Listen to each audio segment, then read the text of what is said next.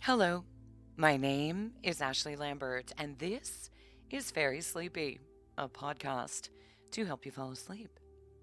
So, close your eyes, take a deep breath, and settle in. And get ready for tonight's story, The Piazza, from the book The Piazza Tales by Herman Melville.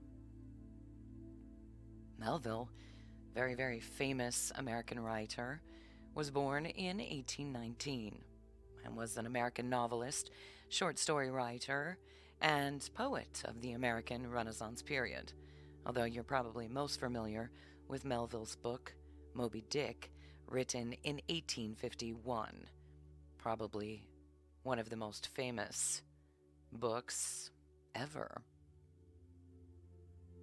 Melville was born in New York City. He was the third child of a prosperous merchant, whose death in 1832 left the entire family in very dire financial straits. So Melville took to the sea in 1839 as a common sailor on a merchant ship. Those experiences led to Moby Dick, as well as several others that he wrote based on his travels. Melville's growing literary ambition showed in Moby Dick, which took nearly a year and a half to write, but unfortunately did not find an audience, and at the time, critics were not real happy and scorned his works. From 1853 to 1856, Melville published short fiction in magazines, including Bartleby the Scrivener, which is also a very famous short story. Melville moved to New York in 1863 and eventually took a position as a United States Customs Inspector, which I didn't know. But from that point, rather than full-blown novels and short stories, he focused his creative powers on poetry. The Piazza Tales is a collection of 6 short stories, and they were published in May of 1856 and in Britain in June of the same year. Now, I understand this is an obscure work of fiction, especially from a name that's so familiar as Melville in the annals of American literature, but it speaks to expectations, and that appearances can be deceiving. I imagine the theme being along the lines of, careful what you wish for. It may not be what you originally thought you wanted or saw. Shiny doesn't always mean magical, and to quote the most famous bard of all times, William Shakespeare, from a line in his play The Merchant of Venice, all that glistens is not gold. With that, get ready for tonight's story, The Piazza by Herman Melville, and I hope it makes you very sleepy. The Piazza Tales by Herman Melville. When I removed into the country, it was to occupy an old-fashioned farmhouse, which had no piazza, a deficiency the more regretted, because not only did I like piazzas as somehow combining the coziness of indoors with the freedom of outdoors, and it is so pleasant to inspect your thermometer there. But the country round about was such a picture that in berry time no boy climbs hill or crosses vale without coming upon easels planted in every nook and sunburnt painters painting there. 'Twas a very paradise of painters. The circle of the stars cut by the circle of the mountains. At least, so looks it from the house, though once upon the mountains, no circle of them can you see. Had the site been chosen 5 rods off, this charmed ring would not have been. The house is old, 70 years since, from the heart of the Hearthstone Hills they quarried, to which each Thanksgiving the social pilgrims used to come. So long ago that, in digging for the foundation, the workmen used both spade and axe, fighting the troglodytes of those suburban parts, sturdy roots of a sturdy wood, encamped upon what is now a long landslide of sleeping meadow, sloping away off from my poppy field. Of that knit wood, but one survivor stands, an elm, lonely through steadfastness. Whoever built the house, he built it better than he knew, or else Orion in the zenith flashed down his sword to him some starry night and said, "Build there." For how otherwise could it have entered the builder's mind that upon the clearing being made, such a purple prospect would be his? Nothing less than Greylock, with all his hills about him, like Charlemagne among his peers. Now, for a house so situated in such a country, to have no piazza for the convenience of those who might desire to feast upon the view, and to take their time and ease about it, seemed as much of an omission as if a picture gallery should have no bench. For what but picture galleries are the marble halls of these same limestone hills, galleries hung, month after month anew, with pictures ever fading into pictures ever fresh, and beauty is like piety. You cannot run and read it. Tranquility and constancy, with nowadays an easy chair, are needed. For though of old, when reverence was in vogue and indolence was not, the devotees of nature, doubtless, used to stand and adore, just as in the cathedrals of those ages, the worshippers of a higher power did. Yet, in these times of failing faith and feeble knees, we have the piazza and the pew. During the first year of my residence, the more leisurely to witness the coronation of Charlemagne, weather permitting, they crown him every sunrise and sunset, I chose me, on the hillside bank nearby, a royal lounge of turf, a green velvet lounge with long, moss-padded back, while at the head, strangely enough, there grew, but I suppose for heraldry, 3 tufts of blue violets in a field argent of wild strawberries, and a trellis with honeysuckle I set for canopy. Very magical lounge indeed. So much so that here, as with the reclining majesty of Denmark in his orchard, a sly earache invaded me. But if damps abound at times in Westminster Abbey, because it is so old, why not within this monastery of mountains, which is older? A piazza must be had. The house was wide, my fortune narrow, so that to build a panoramic piazza, one round and round, it could not be, although, indeed, considering the matter by rule and square, the carpenters, in the kindest way, were anxious to gratify my furthest wishes, at I've forgotten how much a foot. Upon but one of the 4 sides would prudence grant me what I wanted. Now, which side? To the east, that long camp of the Hearthstone Hills, fading far away, and every fall a small white flake of something peppering suddenly, of a coolish morning, from the topmost cliff, the season's new-dropped lamb, its earliest fleece, and then the winter dawn, draping those dim highlands with red-barred plaids and tartans. Goodly sight from your piazza that. Goodly sight. But to the north is Charlemagne. Can't have the Hearthstone Hills with Charlemagne. Well, the south side. Apple trees are there. Pleasant of a balmy morning in the month of May to sit and see that orchard, white budded as for a bridal, and in October one green arsenal yard, such piles of ruddy shot. Fine point, I grant, but to the north is Charlemagne. The west side, look, an upland pasture alleying away into a maple wood at top. Sweet, in opening spring, to trace upon the hillside otherwise gray and bare, to trace, I say, the oldest paths by the streaks of earliest green. Sweet indeed, I cannot deny. But again to the north is Charlemagne.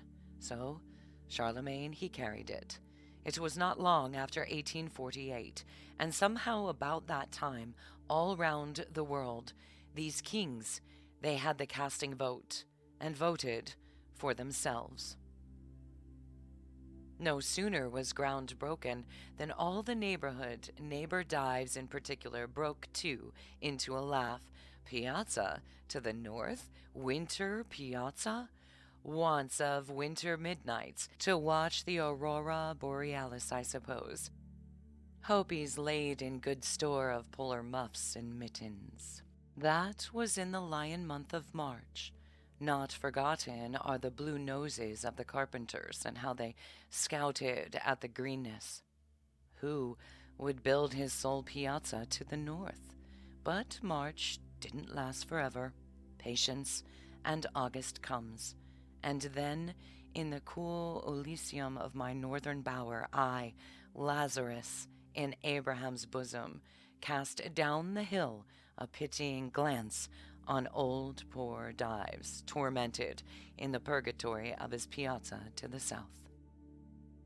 But even in December, this northern piazza does not repel, nipping cold and gusty though it be, and the north wind, like any miller, bolting by the snow in finest flower, for then, once more with frosted beard, I pace the sleety deck, weathering Cape Horn. In summer, too, Canute-like, sitting here, one is often reminded of the sea, for not only do long ground swells roll the slanting grain, and little wavelets of the grass ripple over upon the low piazza as their beach, and the blown down of dandelions is wafted like the spray, and the purple of the mountains is just the purple of the billows, and a still August noon broods upon the deep meadows as a calm upon the line. But the vastness and the lonesomeness are so oceanic, and the silence and the sameness too, that the first peep of a strange house rising beyond the trees is for all the world like spying on the Barbary coast an unknown sail. And this recalls my inland voyage to Fairyland. A true voyage, but take it all in all interesting, as if invented. From the piazza, some uncertain object I had caught mysteriously snugged away, to all appearance, in a sort of purple breast pocket, high up in a hopper-like hollow or sunken angle among the northwestern mountains. Yet whether really it was on a mountainside or a mountain top, viewed from favorable points, a blue summit peering up away behind the rest will, as it were, talk to you over their heads, and plainly tell you that, though he, the blue summit, seems among them, he is not of them, God forbid, and indeed would have you know that he considers himself, as to say truth, he has good right, by several cubits their superior, nevertheless, certain ranges here and there double-filed, as in platoons, so shoulder and follow up upon one another, with their irregular shapes and heights that from the piazza a nigher and lower mountain will, in most states of the atmosphere, effacingly shade itself away into the higher and further one, that an object bleak on the former's crest will, for all that, appear nested in the latter's flank. These mountains, somehow they play at hide and seek, and all before one's eyes. But be that as it may, the spot in question was, at all events, so situated as to be only visible, and then but vaguely, under certain witching conditions of light and shadow. Indeed, for a year or more I knew not there was such a spot, and might, perhaps have never known, had it not been for a wizard afternoon in autumn, late in autumn, a mad poet's afternoon, when the turned maple woods in the broad basin below me, having lost their first vermilion tint, duly smoked, like smoldering towns when flames expire upon their prey.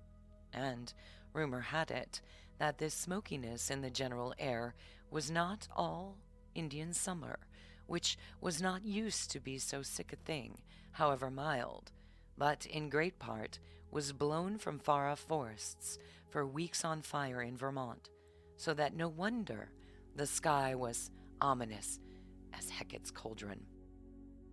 And two sportsmen crossing a red stubble buckwheat field seemed guilty Macbeth and foreboding, and the hermit's son hutted in an Adullam cave, well towards the south, according to season, did little else but, by indirect reflection of narrow rays, shot down a Simplon pass along the clouds, just steadily paint one small, round, strawberry mole upon the wan cheek of northwestern hills, signal as a candle, one spot of radiance, where all else was shade.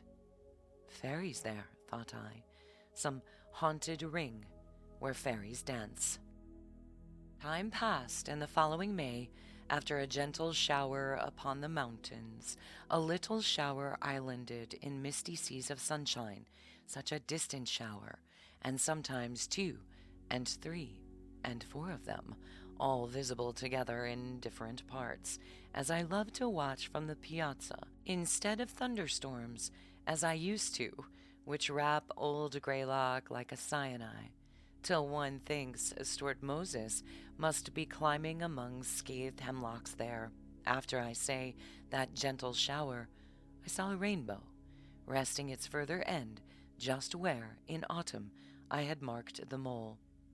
Fairies there, thought I, remembering that rainbows bring out the blooms, and that, if one can but get to the rainbow's end, their fortune is made in a bag of gold. Yon rainbow's end, would I were there, thought I, and none the less I wished it, for now first noticing what seemed some sort of glen or grotto, in the mountainside at least, whatever it was, viewed through the rainbow's medium, it glowed.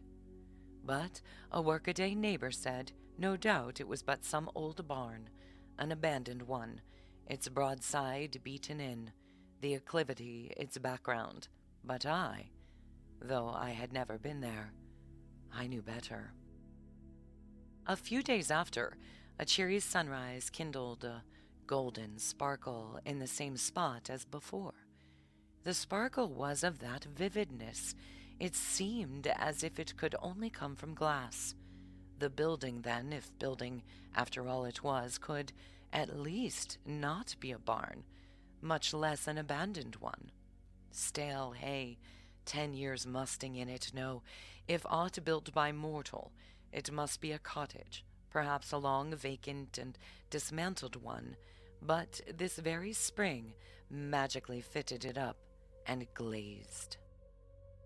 Again, one noon, in the same direction I marked, over dimmed tops of terraced foliage, a broader gleam, as of a silver buckle, held sunwards over some croucher's head, which gleam, experience in like cases taught, must come from a roof newly shingled. This, to me, made pretty sure the recent occupancy of that fair cot in fairyland.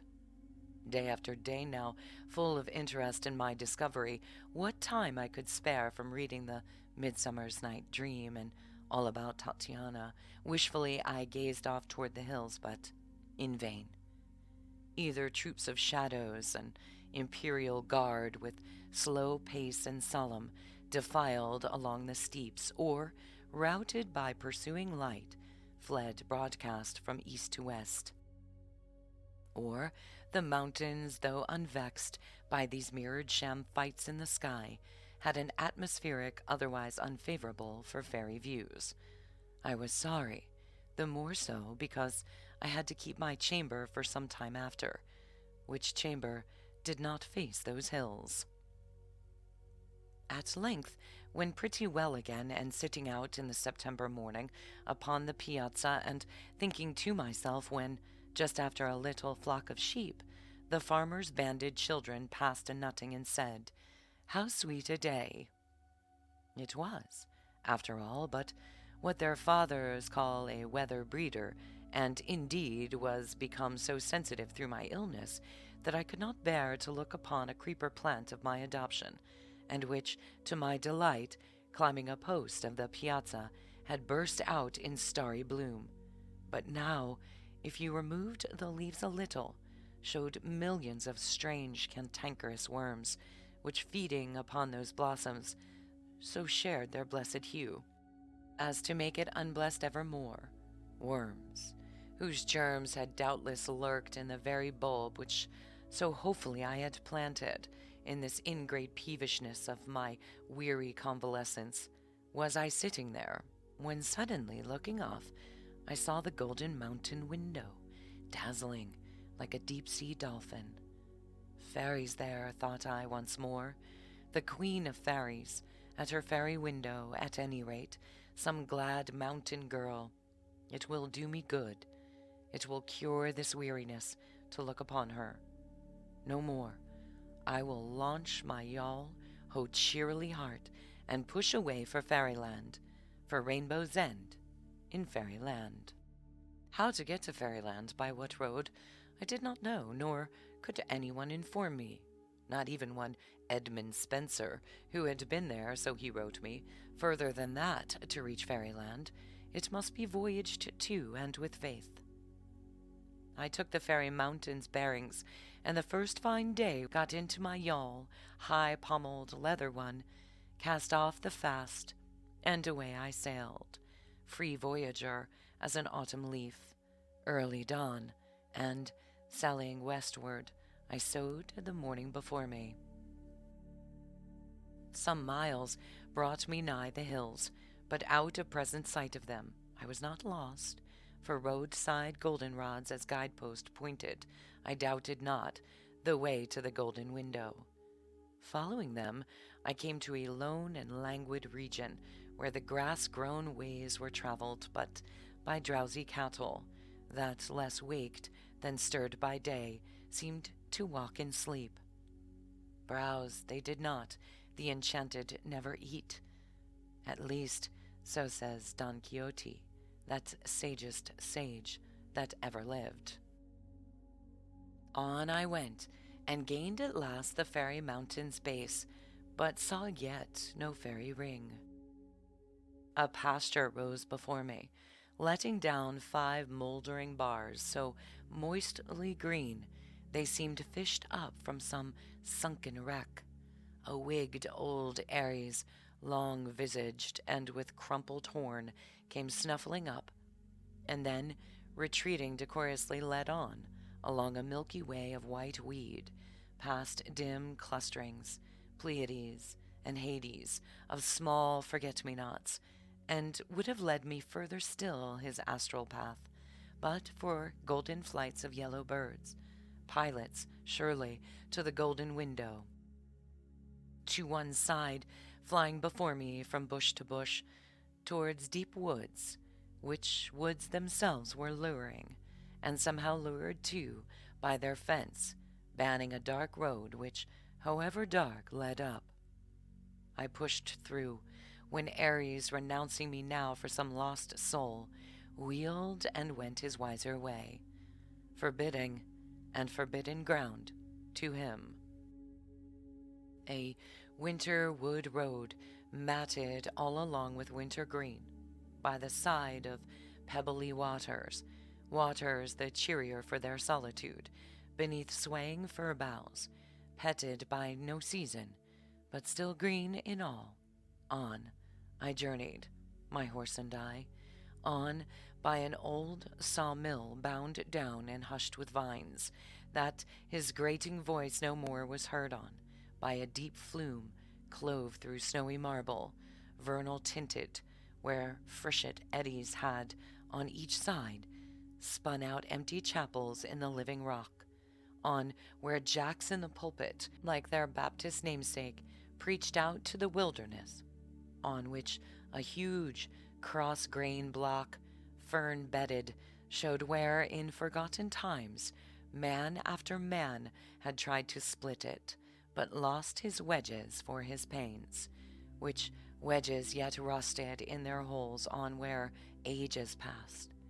In step-like ledges of a cascade, skull-hollow pots had been churned out by ceaseless whirling of a flintstone, ever wearing but itself unworn on by wild rapids pouring into a secret pool, but soothed by circling there a while, issued forth serenely on to less broken ground, and by a little ring, where truly fairies must have danced, or else some wheel tire been heated, for all was bare, still on, and up, and out, into a hanging orchard, where maidenly looked down upon me a crescent moon from morning.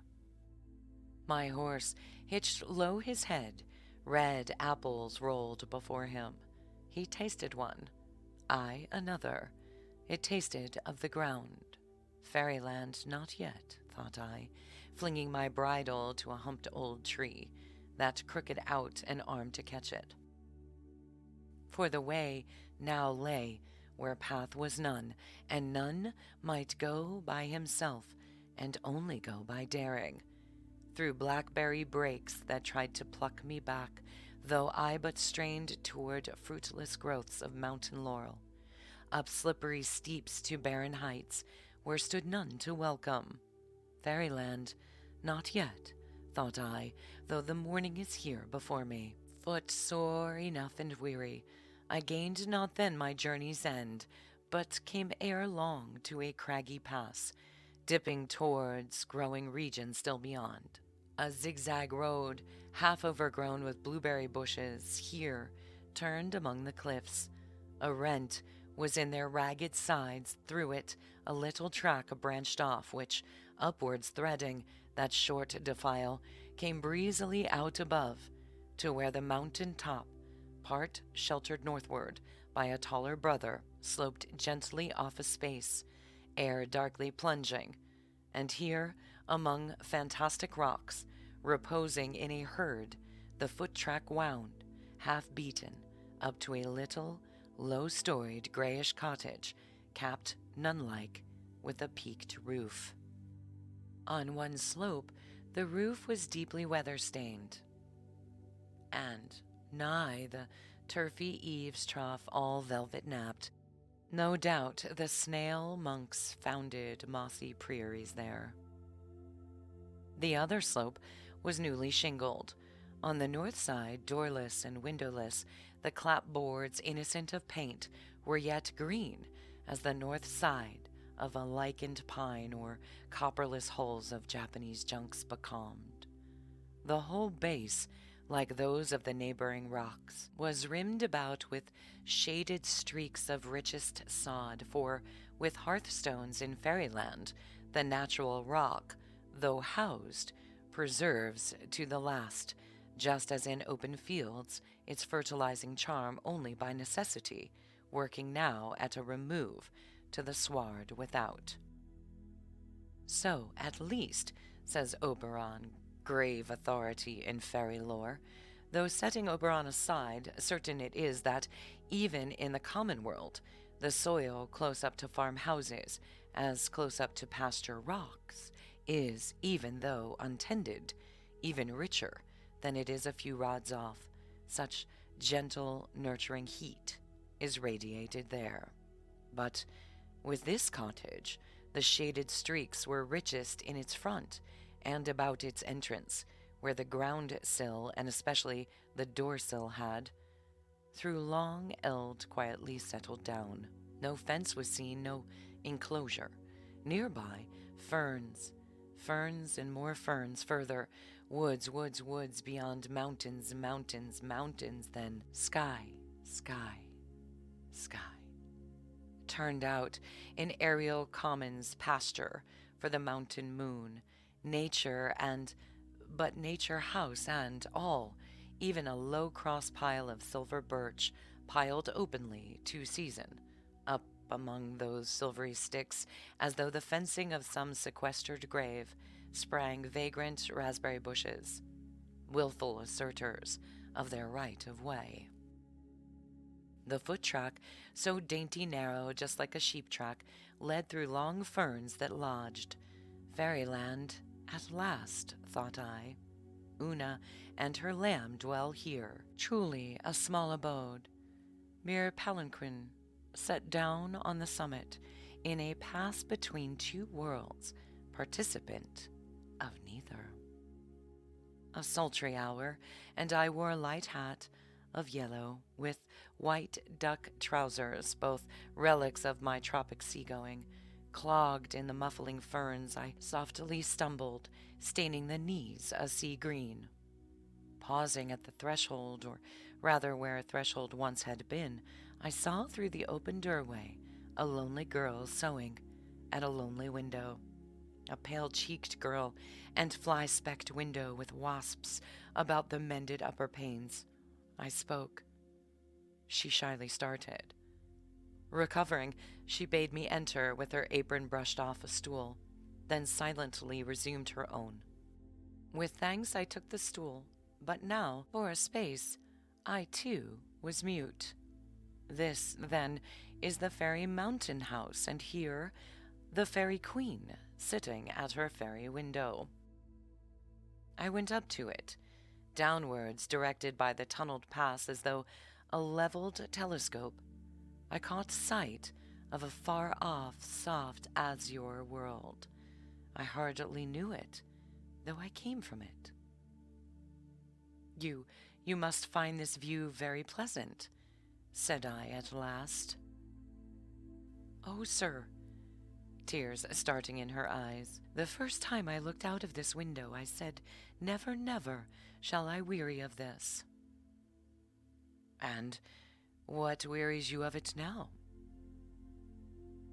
I don't know, while a tear fell.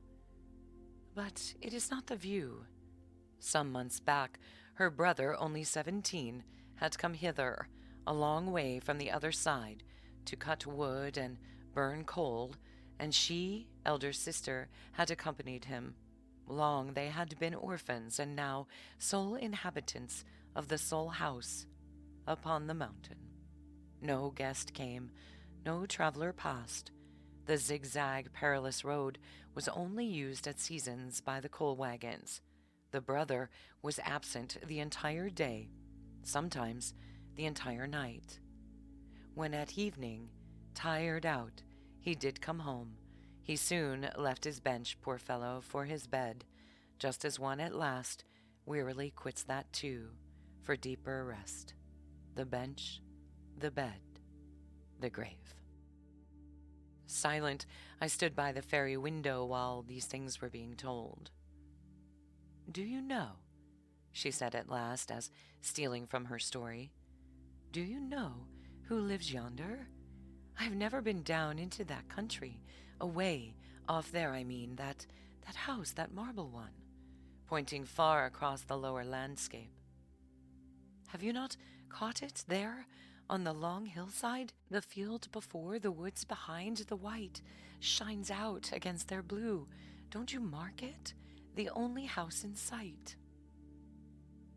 I looked, and after a time, to my surprise, recognized more by its position than its aspect or Mariana's description my own abode, glimmering, much like this mountain one, from the piazza. The mirage haze made it appear less a farmhouse than King Charming's palace. I have often wondered who lives there, but it must be some happy one. Again, this morning I was thinking so. Some happy one, returned I, starting. And why do you think that? You judge someone rich lives there? Rich or not, I never thought, but it looks so happy. I can't tell you how, and it is so far away. Sometimes I think I do, but dream it is there. You should see it in a sunset.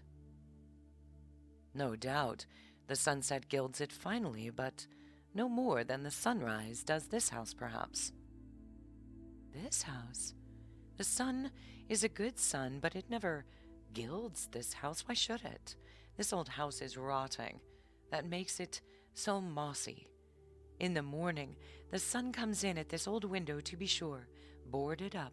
When first we came, a window I cannot keep clean, do what I may, and half burns and nearly blinds me at my sewing, besides setting the flies and wasps astir. Such flies and wasps as only lone mountain houses know. See, here's the curtain, this apron. I try to shut it out with then. It fades it, you see. Sun gild this house? Not that ever I saw. Because when this roof is gilded most, then you stay here within. The hottest, weariest hour of the day, you mean, sir? The sun gilds not this roof. It leaked so. Brother, newly shingled, all one side, do you not see it? The north side, where the sun strikes most on what the rain has wetted. The sun is a good sun, but this roof in first scorches and then rots. An old house. They went west, and are long dead, they say, who built it. A mountain house. In winter, no fox could den in it. That chimney place has been blocked up with snow, just like a hollow stump. Yours are strange fancies, Mariana. They but reflect the things. Then I should have said, these are strange things, rather than yours are strange fancies. As you will. And she took up her sewing.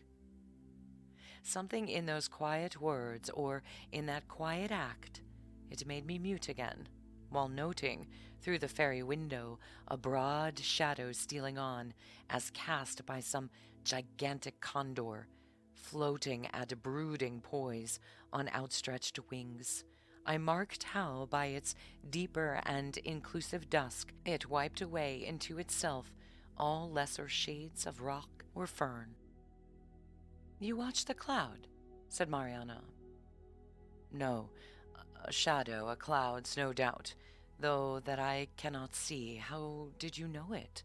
Your eyes are on your work. It dusked my work. There, now the cloud is gone. Trey comes back. How? The dog, the shaggy dog. Don't you see him? His head is turned round at you, though when you came, he looked before him. Your eyes rest but on your work. What do you speak of? By the window crossing. You mean this shaggy shadow, the nigh one? And yes, now that I mark it, it is not unlike a large Newfoundland dog.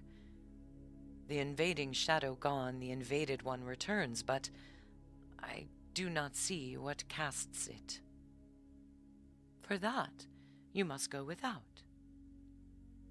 One of those grassy rocks, no doubt. You see his head, his face?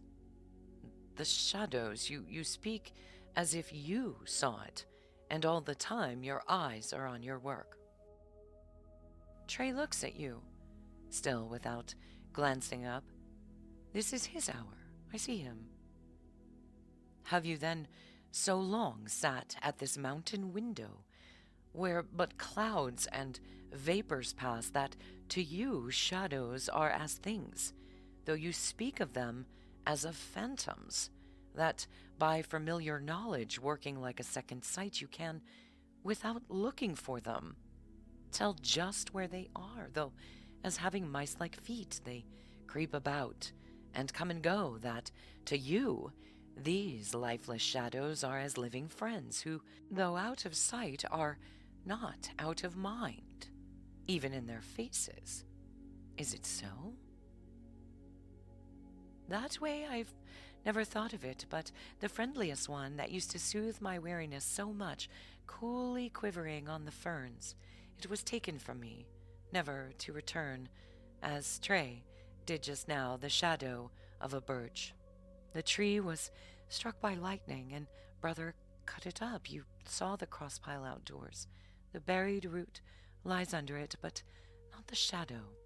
That is flown, and never will come back, nor ever anywhere stir again. Another cloud here stole along, once more blotting out the dog and blackening all the mountain, while the stillness was so still, deafness might have forgot itself, or else believed that noiseless shadow spoke. Birds, Mariana, singing birds, I hear none, I hear nothing. Boys and bobolinks, do they never come a-berrying up here? Birds I seldom hear, boys never. The berries mostly ripe and fall, few but me the wiser. But yellow birds showed me the way, part way at least, and then flew back. I guess they play about the mountainside, but don't make the top their home. And no doubt you think that, living so lonesome here, knowing nothing, hearing nothing, little at least, but sound of thunder and the fall of trees, never reading, seldom speaking, yet ever wakeful, that is what gives me my strange thoughts, for so you call them, this weariness and wakefulness together, brother, who stands and works in open air. Would I could rest like him, but mine is mostly but dull woman's work, sitting, restless sitting. But do you not go for walks at times? These woods are wide. And lonesome, because so wide. Sometimes 'tis true of afternoons I go a little way, but soon come back again. Better feel alone by hearth than rock. The shadows hereabouts I know. Those in the woods are strangers. But the night, just like the day, thinking, a wheel I cannot stop, pure want of sleep, it is that turns it. I have heard, for this wakeful weariness, to say one's prayers and then lay one's head upon a fresh hop pillow. Look! Through the fairy window she pointed down the steep to a small garden patch nearby, mere pot of rifled loam, half rounded in by sheltering rocks, where, side by side some feet apart, nipped and puny, 2 hop vines climbed 2 poles, and gaining their tip ends, would have then joined over in an upward clasp, but the baffled shoots, groping a while in empty air, trailed back whence they sprung. You have tried the pillow, then? Yes. And prayer? Prayer and pillow. Is there no other cure or charm? Oh, if I could but once get to yonder house, and but look upon whoever the happy being is that lives there. Foolish thought, but do I think it? It is that I live so lonesome, and know nothing. I, too, know nothing, and therefore cannot answer, but for your sake, Mariana, well, could wish that I were that happy one of the happy house you dream to see, for then you would behold him now, and, as you say, this weariness might leave you. Enough. Launching my yawl no more for fairyland, I stick to the Piazza. It is my box royale, and this amphitheater, my theater of San Carlo. The scenery is magical, the illusion so complete, and Madame Meadowlark, my prima donna, plays her grand engagements here, and drinking in her sunrise note, which, Memnon-like, seems struck from the golden window, how far from me the weary face behind it. But every night, when the curtain falls, truth comes in with darkness. No light shows from the mountain. To and fro I walk the piazza deck, haunted by Mariana's face, and many as real a story. The end. I hope you enjoyed the story The Piazza by Herman Melville. A lot of what he writes sounds like streams of consciousness. So many commas, surrounding so many beautiful phrases. I hope it made you very, very sleepy. Thank you so much for all the downloads and the reviews and the amazing comments. As always, you all are amazing, and I appreciate it. If you're new here, welcome. Thank you for joining us, and I hope you'll join us again. My name is Ashley Lambert, and this is Very Sleepy. Keep an ear out for next week's story. Until then, good night.